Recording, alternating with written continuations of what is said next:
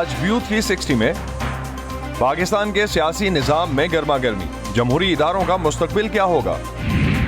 جانیں گے کہ پنجاب حکومت کے مزدور کارڈز کے بارے میں دعوے کس حد تک درست ہیں۔ ورکرز جو ہے یہ بینیفٹ تو کلیم ہی نہیں کرتے اور یہ صرف پیپرز کے اندر ایگزسٹ کرتا ہے۔ اور سابق ہیڈ کوچ مصباح الحق کا کہنا ہے کہ انہیں اپنی سبکدوشی پر پی سی بی سے شکایت نہیں۔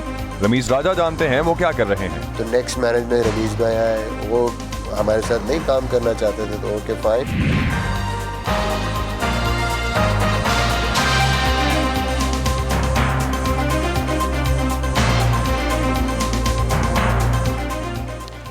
وائس آف امریکہ کے واشنگٹن اسٹوڈیوز میں آپ سب کو خوش آمدید۔ آپ دیکھ رہے ہیں پروگرام ویو 360 اور میں ہوں اسد اللہ خالد۔ پاکستان کے وزیر اعظم کے خلاف اپوزیشن کی تحریک عدم اعتماد کے حوالے سے وفاقی وزیر اطلاعات فواد چودھری کا کہنا ہے کہ جس طرح لوگوں کے ضمیر خریدے گئے اور منتخب حکومت کے خلاف سازش کی گئی، ان حالات میں حکومت نے سپریم کورٹ سے تشریح مانگی ہے کہ آئین کے آرٹیکل 63A کے تحت کیا ووٹ بیچنے کی اجازت ہے۔ Chief justice of Pakistan justice Umar Ata Bandial نے حکم دیا ہے کہ آرٹیکل 63A کی تشریح کے لیے سپریم کورٹ کا لارجر بینچ صدارتی ریفرنس پر 24 مارچ سے سماعت کرے گا۔ عدالت نے اپنے ریمارکس میں کہا کہ اس سماعت کا مقصد یہ دیکھنا ہے کہ کسی کے بھی حقوق متاثر نہ ہوں۔ پاکستان میں حزب اختلاف کی پارٹیوں کی جانب سے وزیر اعظم عمران خان کے خلاف عدم اعتماد کی تحریک کا عمل شروع ہونے کے بعد سے سیاسی سرگرمیوں نے زور پکڑ دیا ہے۔ ایک طرف وزیر اعظم نے قومی اسمبلی کے اسپیکر سے کہا ہے کہ وہ پی ٹی آئی کے ان ارکان کے خلاف کارروائی کے لیے الیکشن کمیشن سے رجوع کریں جو پارٹی سے منحرف ہو گئے ہیں۔ دوسری جانب حزب اختلاف کی جماعتیں عدم اعتماد کے بعد مستقبل میں کسی حکومت سازی کے لیے لائحہ عمل کی تشکیل کی بات کر رہی ہیں۔ اس تحریک کی کامیابی کے لیے حزب اختلاف کو قومی اسمبلی کے 342 میں سے 172 ارکان کی حمایت درکار ہوگی۔ 1973 کے آئین میں تحریک عدم اعتماد پیش کرنے کی شق شامل کی گئی تھی، لیکن اس کے نفاذ سے پہلے دسمبر 1957 میں اس وقت کے وزیر اعظم ابراہیم اسماعیل چندریگر کے خلاف بھی عدم اعتماد کی تحریک پیش کی گئی تھی، تاہم انہوں نے اس پر رائے شماری سے پہلے ہی استعفیٰ دے دیا۔ دوسری تحریک پاکستان کی پہلی خاتون وزیر اعظم بے نظیر بھٹو کے خلاف 1989 میں جمع کرائی گئی، جس پر 1 نومبر کو رائے شماری ہوئی، لیکن عدم اعتماد کی یہ تحریک 12 ووٹوں سے ناکام ہو گئی۔ عدم اعتماد کی تیسری تحریک سن 2006 میں آرمی جنرل صدر پرویز مشرف کے دور میں وزیر اعظم شوکت عزیز کے خلاف پیش کی گئی، جسے مطلوبہ 172 کی بجائے صرف 136 ووٹ ملے اور اسے بھی ناکامی کا منہ دیکھنا پڑا۔ پاکستانی آئین کے آرٹیکل 95 کی شق 2 کے تحت عدم اعتماد کی قرارداد قومی اسمبلی میں پیش کیے جانے کے بعد 3 دن سے پہلے یا 7 دن کے بعد ووٹنگ نہیں ہو سکتی، جبکہ آرٹیکل 95 کی شق 4 کے مطابق اگر وزیر اعظم کے خلاف تحریک عدم اعتماد قومی اسمبلی میں اکثریت سے کامیاب ہو جائے تو وزیر اعظم مزید عہدے پر فائز نہیں رہ سکتے اور ان کی کابینہ بھی تحلیل ہو جاتی ہے، لیکن ناکامی کی صورت میں 6 ماہ تک دوبارہ یہ تحریک نہیں لائی جا سکتی۔ وزیر اعظم کے خلاف تحریک میں اوپن بیلٹنگ ہوتی ہے، جبکہ اسمبلی کے اسپیکر یا چیئرمین سینٹ کے خلاف تحریک عدم اعتماد میں خفیہ رائے شماری کی جاتی ہے۔ پاکستان میں وزیر اعظم یا کسی ایک حکومت کے خلاف عدم اعتماد کا اظہار اور اس سلسلے میں ہونے والی سیاسی سرگرمیوں کا ملک کے جمہوری نظام پر کیا اثر پڑتا ہے، اس پر بات کرنے کے لیے کوئٹہ سے جوائن کر رہے ہیں پلڈائٹ کے صدر احمد بلال محبوب۔ احمد، بہت شکریہ ہمیں وقت دینے کا۔ آپ کوئٹہ میں کسی کانفرنس میں تھے لیکن اس کے باوجود آپ ہمارے ساتھ شریک ہیں۔ عمران خان کی حکومت سے اختلاف ہونا، ان کی حکومت پر تنقید کرنا، حتیٰ کہ تحریک عدم اعتماد، یہ سب اپوزیشن کے آئینی حقوق میں آتا ہے۔ یہ اختلافات اپنی جگہ، لیکن یہ پورا عمل پاکستان کے جمہوری اداروں کو کس طرح سے متاثر کرتا ہے؟ مضبوط ہوتے ہیں ادارے یا کمزور؟ دیکھیے، ابتدا میں تو یہ بہت سی دراڑیں پڑیں گی سسٹم کے اندر اور ایسے لگے گا کہ جیسے سسٹم کمزور ہو رہا ہے، لیکن میرے خیال میں ہمیں گرو اپ کرنا ہوگا اور ہمیں یہ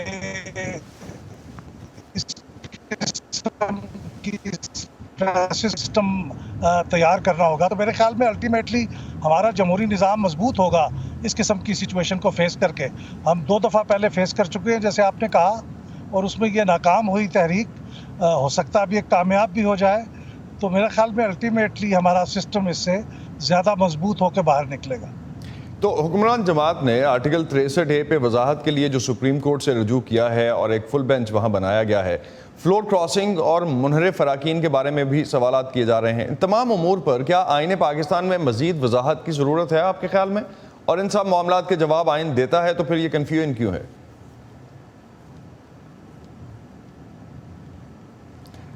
احمد، آپ مجھے سن پائے ہیں؟ جی درمیان میں کچھ انٹرپشن تھی. جی، میں اپنا سوال دہراتا ہوں کہ حکمران جماعت نے آرٹیکل 63A کے لیے جو وضاحت مانگی ہے، سپریم کورٹ سے رجوع کیا ہے انہوں نے، اور فلور کراسنگ اور منحرف فراقین کے بارے میں انہوں نے کچھ سوال کیے ہیں، اس پہ جواب وہ چاہ رہے ہیں. تو آئین میں اس حوالے سے کنفیوژن ہے؟ آپ کو لگتا ہے آئین ان سوالوں کے جواب نہیں دیتا؟ میرے خیال میں آئین میں تو بہت وضاحت ہے اس کے اندر، لیکن حکومت کا انٹرپریٹیشن اس کے بارے میں بہت مختلف ہے اس سے جو کہ بہت سے قانونی ماہرین اس کے بارے میں رکھتے ہیں. اور کچھ ایک یہ بھی سیاسی مصلحت ہو سکتی ہے کہ اس قسم کی جب وضاحت مانگی جائے گی تو اس میں شاید انہیں کچھ مزید وقت بھی مل جائے گا. تو اس میں کچھ صرف قانونی معاملات ہی نہیں ہیں، کچھ سیاسی معاملات بھی ہیں جس کی وجہ سے یہ ریفرنس ہو سکتا ہے داخل کیا گیا ہو. لیکن میری رائے میں تو آئین ہمارا بہت واضح ہے اور اس میں کوئی کنفیوژن نہیں ہے. لیکن آئندہ آنے والے چند دن کے اندر یہ بات مزید واضح ہو کے آ جائے گی. اور بہت اچھا ہے کہ اس موقع پہ ایک ریفرنس کے ذریعے سے چیزیں واضح ہو جائیں، بجائے اس کے کہ پھر اسمبلی کے اندر کوئی اس میں کانفلکٹ پیدا ہو اور پھر بعد میں ہم عدالتوں کے اندر جائیں. بہت بہت شکریہ احمد بلال آپ کا، ہمیں کوئٹہ سے جوائن کرنے کا اور اس حوالے سے بات کرنے کا. کچھ آواز میں ہمیں ڈیلیز تھے، لیکن ہم کوشش کریں گے کہ آئندہ ہماری جب بھی کبھی پروگرام میں بات ہو تو اس حوالے سے بہتر بات ہو سکے. بہت شکریہ آپ کا. تازہ ترین خبریں، اہم واقعات، آڈیو ویڈیو رپورٹس اور تجزیے دیکھیں، سنیں اور پڑھیں VOA اردو کی اسمارٹ فون ایپ پر. خبریں اب ہر وقت آپ کی مٹھی میں. امریکہ کی مغربی ریاستوں کو پانی کی کمی کا سامنا ہے، لیکن مشرقی ریاستوں میں صورتحال ابھی اتنی پریشان کن نہیں. امریکی دارالحکومت اور اس کے ملحقہ علاقوں میں پینے کا پانی شہریوں تک کیسے پہنچتا ہے اور کیا یہ ہمیشہ ایسے ہی بآسانی ملتا رہے گا؟ اس حوالے سے ہم شامل کریں گے ایک تفصیلی رپورٹ ورلڈ واٹر ڈے پر. آج اس کی ایک جھلک. Drink it from the tap here in Washington, D.C.? Not directly. We take it generally from the filter that's built into the refrigerator. Yes, I do. It's been tested and I feel it's very safe. The water comes from the Potomac River. بعض اوقات گرمیوں میں ہمیں پانی کے ذائقے اور اس میں بدبو کی شکایت آتی ہے، جسے دور کرنے کے لیے ہم مزید کچھ کیمیکلز کا استعمال کرتے ہیں اور اس کے بعد اس سے سپلائی کرتے ہیں. سردیوں کے موسم میں ہمیں سخت سرد موسمی حالات اور پانی کے جمنے اور برف پڑنے سے پریشانی ہوتی ہے. امریکہ اور مغرب کی بہت سی کمپنیوں اور برانڈز نے روس میں اپنے سٹورز کو یا تو عارضی طور پر بند کر دیا ہے یا پھر وہاں اپنی مصنوعات کی فروخت روک دی ہے. لیکن کمپنیوں کی انتظامیہ روس میں اپنے ملازمین کی مدد بدستور جاری رکھنے کا عزم ظاہر کر رہی ہے.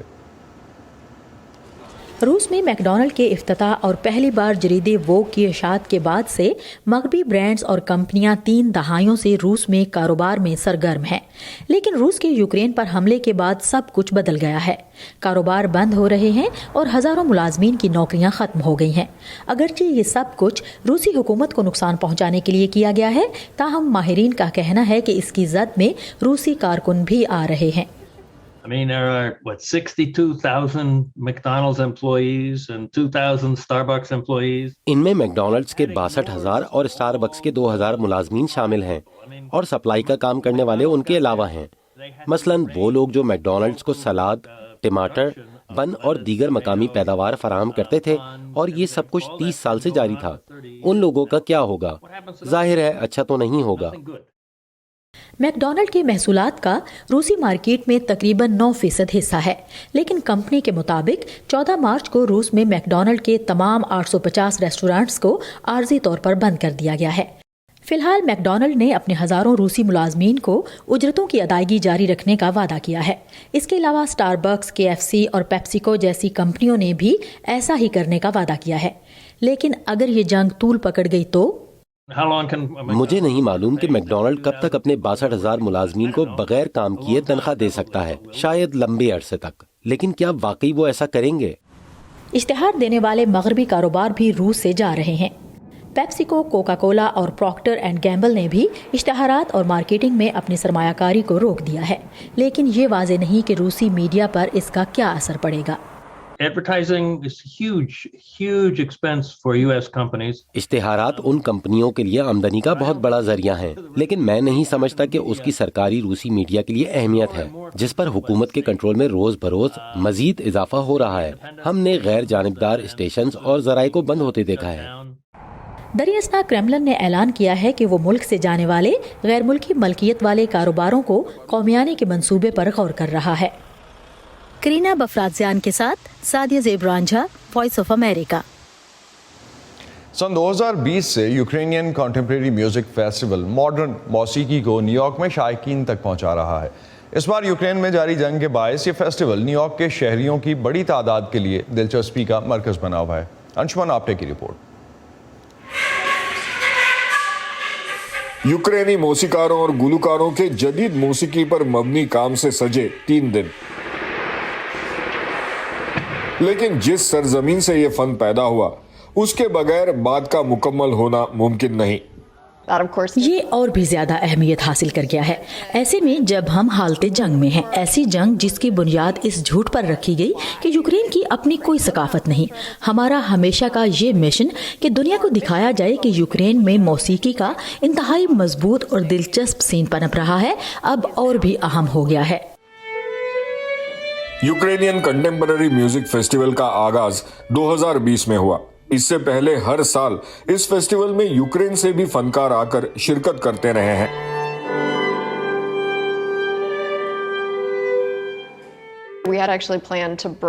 इस साल हमारा मंसूबा कुछ मौसीकारों के साथ कुछ परफॉर्मर्स को भी यूक्रेन से यहाँ लाना था, जो नहीं आ पाए। वो सब यूक्रेन में ही रह गए हैं, खास तौर से मर्द, क्योंकि फौज में बवक्ते ज़रूरत भर्ती के पेश नज़र 18 से 60 साल के मर्द मुल्क से नहीं निकल सकते। मैं प्रोग्राम का आखिरी हिस्सा अकेला ही पेश करूंगा, क्योंकि वो 2 यूक्रेनी मौसीकार जिन्होंने मेरे साथ फन का मुजाहरा करना था वो नहीं आ सके। लेकिन जो फनकार परफॉर्म कर रहे हैं उनके लिए यूक्रेन की जदीद मौसीकी को पेश करने की खुशी उन मुश्किलात से कहीं ज्यादा है जिनका सामना वो कर रहे हैं। हम यहाँ यूक्रेन की मौसीकी को खिराज पेश कर रहे हैं जो ज़बरदस्त है। एक और बात ये कि ये मौसीकी बिल्कुल अलग है, नई है, और इसमें जो जदीद रंग शामिल किया गया है उसे देखना दिलचस्प है। ये फिर से जन्म लेने का, नए सिरे से तख्लीक के एहसास का इजहार है, और ये यूक्रेनी सकाफत की खुद मुख्तारी जताने का भी इजहार है।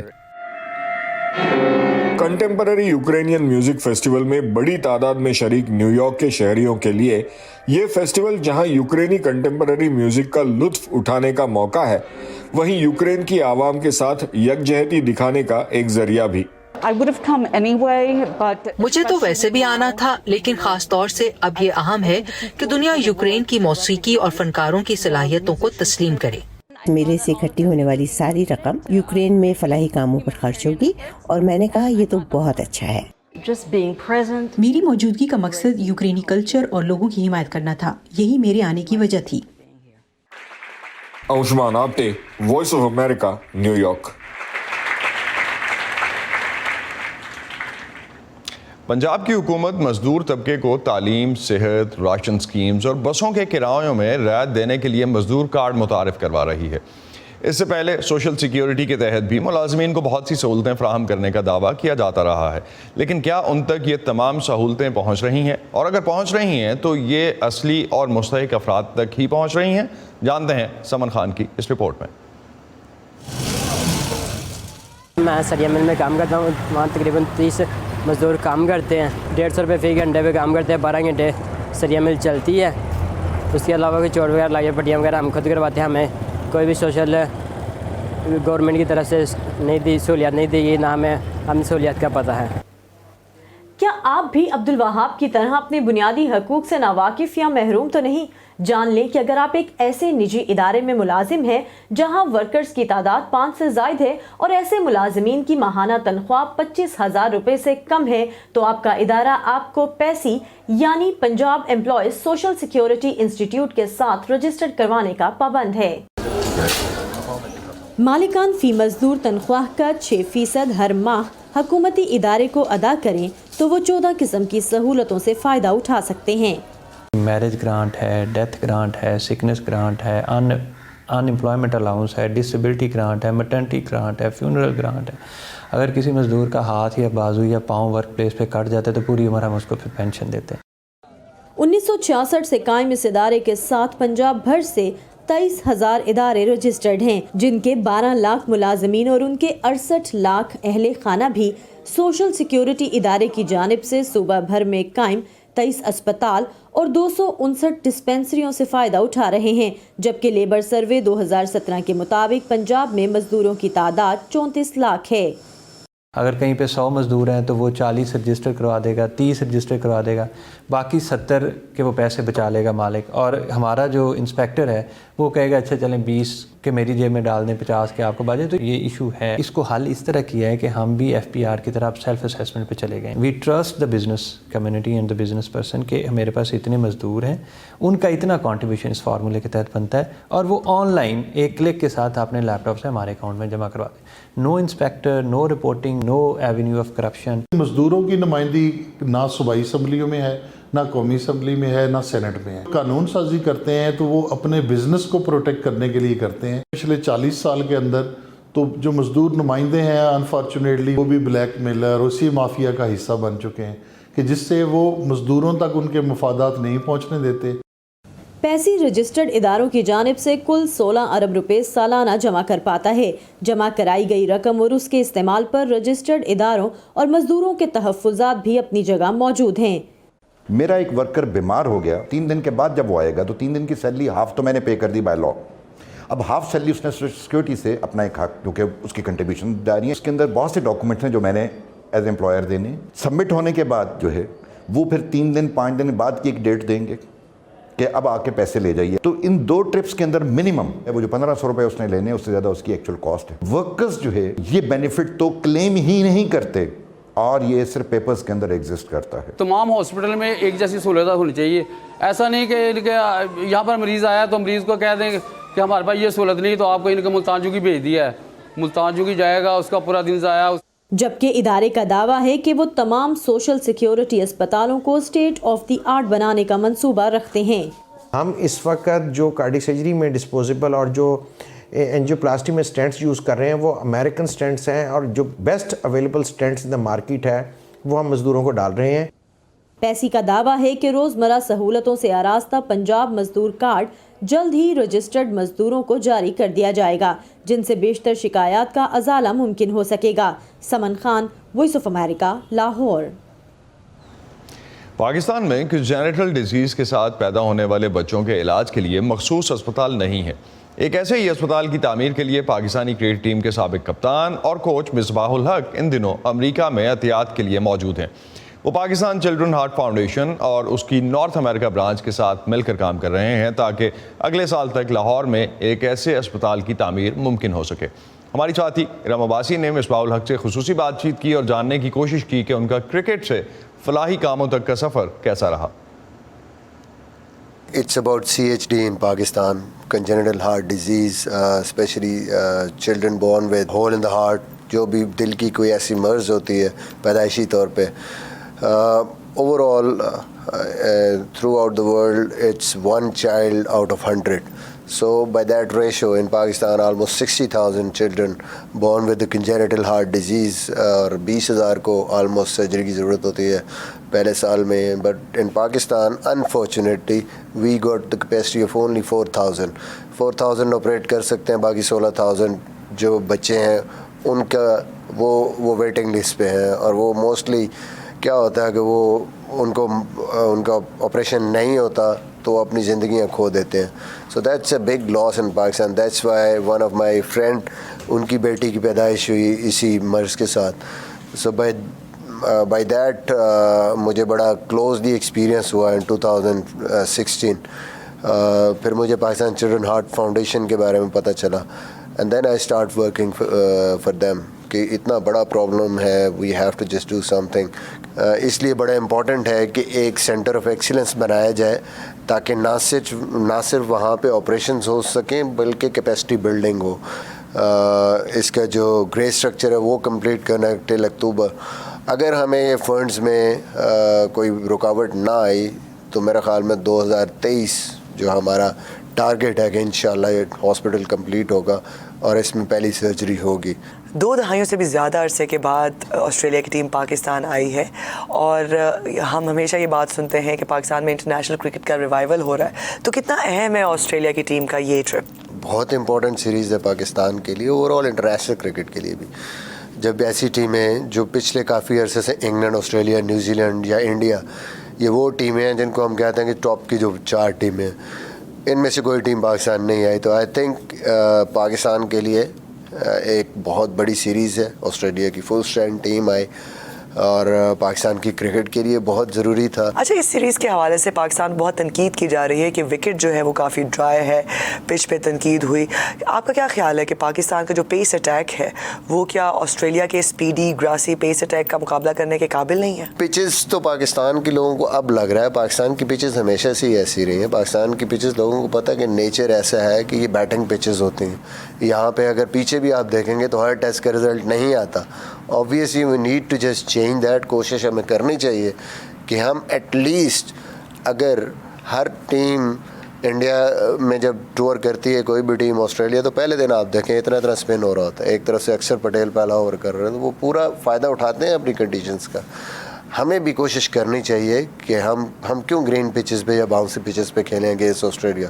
وہاں جا کے ہمیں کھیلنا پڑتا ہے, تو ان کو بھی یہاں آ کے ہماری جو اسٹرینتھ ہے یا ہم ہوم گراؤنڈ کا یا ہوم پچز کا ایڈوانٹیج ہمیں ضرور لینا چاہیے. تو نہیں کہ ہر ٹیم لیتی ہے. ہاں یہ ضرور ہے کہ ہم وہ پچیں بھی نہیں بنا سکے. تو آئی تھاٹ کہ پہلا جو پنڈی میں آئی نو کہ پنڈی ایسی پچ ہے کہ یا وہ آپ فاسٹ بولر کے لیے سپورٹنگ بنا سکتے ہیں یا پھر وہ بیٹنگ پچ بنتی ہے. وہاں پہ اسپن پچ بہت مشکل ہے. تو وہ وینیو مجھے لگتا ہے کہ ایسی ٹیم کے خلاف جس کے خلاف آپ نے اسپن پچ بنانی ہے وہ بنا نہیں سکتے. تو وینیو مجھے نہیں لگتا کہ پاکستان کو اس نے سوٹ کیا. Karachi I think good pitch تھی, رزلٹ آنا چاہیے تھا, but Australia played very well. اور انہوں نے جو پہلے اننگ میں جس قسم کی بیٹنگ کی, انہوں نے آلموسٹ پاکستان کو آؤٹ کر دیا اس سے. But Pakistan fought well to just draw that match. Hopefully in the next game will see result.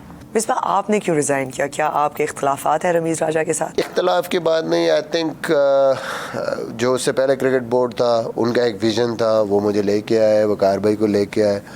جب چینج ہوا تو نیکسٹ مینجمنٹ رمیز بھائی آئے, وہ ہمارے ساتھ نہیں کام کرنا چاہتے تھے. تو okay fine, I think everybody has the right. ٹھیک ہے جی, آپ نے اپنی ویژن کے تحت کسی کو لے کے آنا ہے, اوکے فائن. ویسے کیا پوٹینشیل دیکھتے ہیں آپ رمیز راجہ میں کہ وہ کس طرح سے ہیڈ کر رہے ہیں, اور کیا ان کا ویژن آپ کو نظر آتا ہے اس وقت پاکستان کرکٹ کو لے کر؟ دیکھیں, لے کے جانا چاہیے. آئی تھنک کہ ایک کرکٹر جو کہ سمجھتا ہے چیزوں کو, کہ پاکستان کو جیسے پچز کی بات ہے, انفراسٹرکچر کی بات ہے, پلیئرز کی ڈیولپمنٹ کی بات ہے, پلیئرز کو فائنینشلی کیسے آپ نے سپورٹ کرنا اس کی بات ہے, پھر اوور آل جو آپ کی ریلیشنز ہیں انٹرنیشنلی دوسری ٹیموں کے ساتھ, ٹورس پہ جانا یا انہوں نے ٹورس پہ, I think he can, because اتنے عرصہ کامنٹری میں بھی ان کے اچھے تعلقات بھی ہوں گے لوگوں کے ساتھ ان کی ایک ریلیشنز بھی اچھے ہوں گے.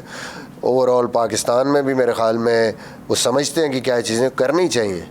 آئی تھنک ایک کرکٹر سے زیادہ تو میرے خیال میں کوئی نہیں سمجھ سکتا کہ اس ٹائم کیا پرابلمس ہیں پاکستان.